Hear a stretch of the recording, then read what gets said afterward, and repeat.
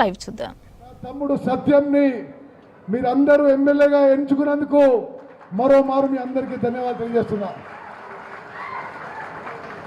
యువ నాయకుడు, తెలంగాణ ఉద్యమంలో గట్టిగా పోరాడిన వ్యక్తి, మరి విద్యావంతుడు, తన వ్యక్తిగత జీవితంలో ఎంత విషాదం జరిగినా ప్రజాసేవకే తన జీవితం అంకితం చేసి ముందుకు పోతున్న సత్యం గారికి మీ అందరూ ఆశీర్వదించాలి.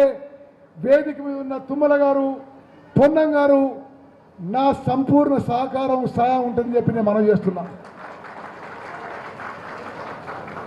నారాయణపూర్ రిజర్వాయర్ ప్రాజెక్ట్ విషయంలో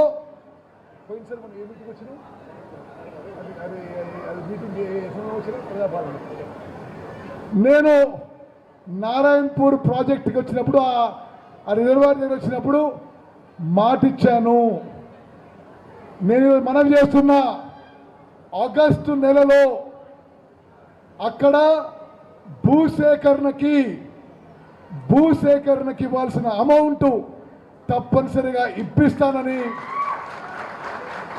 ఆ ప్రాజెక్టుకి పూర్తికి అన్ని విధాలుగా సత్యంకి నా అండదండలు, నా సహకారం ఉంటుంది పని చేస్తున్నా.